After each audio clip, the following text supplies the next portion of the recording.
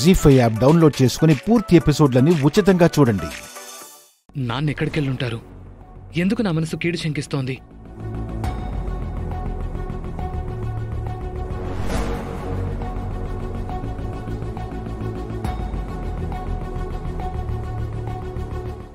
ఏంటి నాన్న, ఇంకా పడుకోకుండా అలా ఉన్నావేంటి? చాలా టైం అయిపోయింది, వెళ్ళి పడుకోలే, వెళ్ళు. ఓకే, ఇప్పుడు బ్రేకింగ్ న్యూస్ చూస్తున్నాం. హైదరాబాద్ నుండి శ్రీశైలం వెళ్లే రహదారిలో ఘోర ప్రమాదం చోటు చేసుకుంది. ఇక ప్రమాదానికి గురైన కారు పూర్తిగా తగలబడిపోయినట్టు తెలుస్తోంది. ఇక కారు నెంబర్ ప్లేట్ ని బట్టి చూస్తే దశరథ రామరాజు గారికి చెందినదిగా తెలుస్తోంది.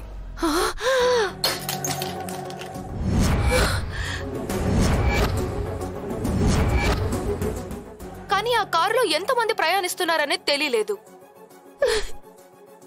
కానీ అందులో ఉండేవారెవరూ బ్రతికి ఉండే అవకాశం లేదని తెలుస్తోంది. రాజా! రాజా!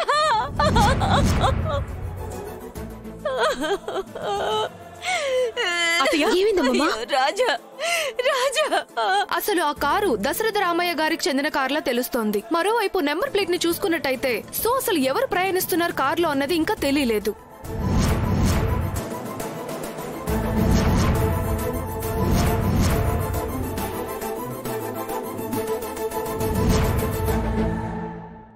యాక్సిడెంట్ కి కల కారణాలేంటి? బ్రేక్ ఫెయిల్ అయిందా, లేకపోతే ఓవర్ స్పీడ్ వల్ల కూడా కార్ యాక్సిడెంట్ అయిందా కూడా తెలియలేదు.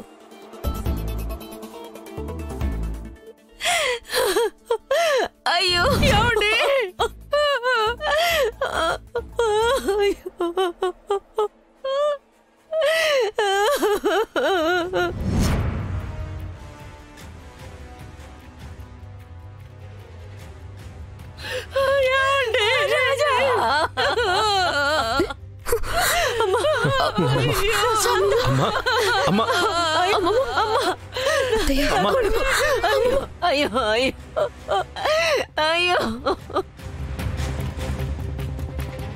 ఇంత ఘోరం జరిగిపోయిందేంటి? అయ్యో మామయ్య, భగవంతుడా, నీకు నేనే అన్యాయం చేశానయ్యా. ఎందుకు నా బిడ్డల్ని నాకు దూరం చేశావు?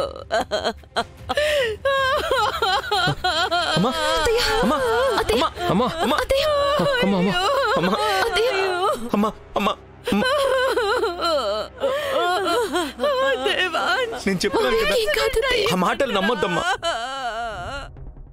నాన్నకేం కాదమ్మా, నా మాట విను ప్లీజ్. అమ్మా, నాన్నకేం కాదు. అమ్మా అమ్మా ప్లీజ్ అమ్మా, ఏడవద్దమ్మా. అయినా నాన్నకి అత్తయ్యకి ఏమీ జరుగుండదు. ప్లీజ్ నా మాట విను. అవునమ్మా, అమ్మకేం కాదు, ఏమి జరగదు. అమ్మకి ఏం కాదు, ఏం కాదు. 20 సంవత్సరాలు పోరాడి పోరాడి మన దగ్గరికి వచ్చింది. మళ్ళీ మనల్ని వదిలి వెళ్ళదు. అమ్మకి ఏం జరుగుండదు. మావయ్య కూడా ఏమీ కాదు. అయ్యో, ఇంత ఘోరం జరిగినా ఇంకా ఏం జరగలేదని ఎలా అంటావు వైదేహి? చూడు చూడు, కారు కాలి బూడిదైపోయింది. అందులో ఉండేవాళ్ళు కూడా కాలి బూడిదైపోయి ఉంటారు.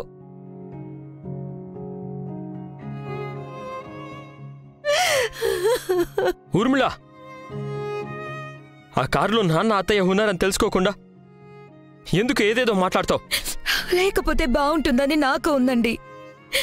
కానీ అదే కారులో వెళ్ళిన వాళ్ళు అందులో లేకుండా ఇక్కడికి పోతారు. ఏమో వదినా, కారు ఎలా ప్రమాదానికి గురైందో ఎవ్వరూ చూడలేదు. అసలు అందులో ఎంతమంది ఉన్నారో చెప్పలేకపోతున్నారు.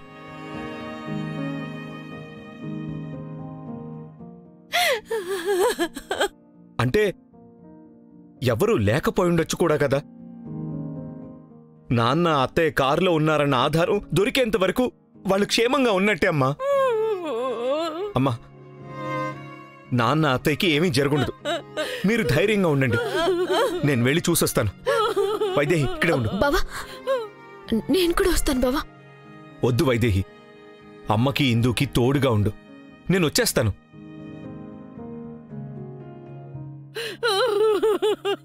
అమ్మా, నాన్నకేం కాదమ్మా. ఖచ్చితంగా ఆయన ఇంటికి తీసుకొస్తాను. నువ్వు జాగ్రత్త అమ్మా. నాన్నకేం కాదు. వైదేహి చూసుకో.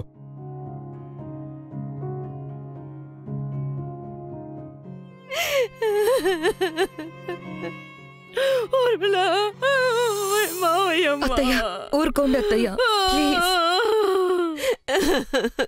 అమ్మగారు, అయ్యగారికి ఏమీ కాదమ్మా. అయ్యగారు దేవుడితో సమానం. దేవుడు లాంటి వ్యక్తిగా దేవుడు ఏమీ చేయడు. అయ్యగారికి ఏమీ కాదు, ఏమీ కాదు. అత్తయ్య, అవునత్తయ్య, దేవుడున్నాడు, మనకి అన్యాయం జరగదు. దేవుడున్నది నిజమైతే ఈ వార్త నిజం వైదేహి. దేవుడు మాటనే తన మాటగా చెప్పిన ఆ సౌదమ్మ చెప్పింది నిజం.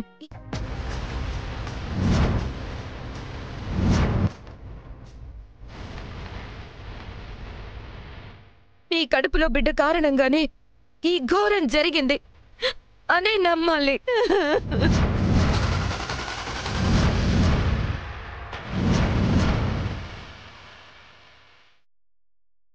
అవును వైదేహి, అక్కడేమైనా జరుగుంటే మాత్రం దానికి కారణం నీ కడుపులో ఉన్న బిడ్డే.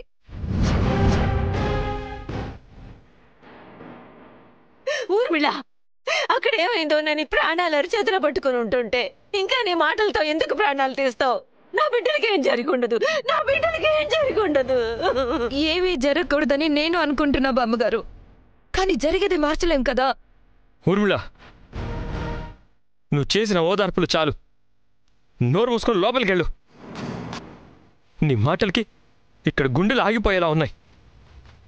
ఇక్కడుండి వాళ్ళ ప్రాణాలు తీయకు, వెళ్ళు. తీసేది నేను కాదండి, దీని కడుపులో ఉన్న బిడ్డ. ముందు అది తెలుసుకోండి. ఎప్పుడు నన్నే అంటారు.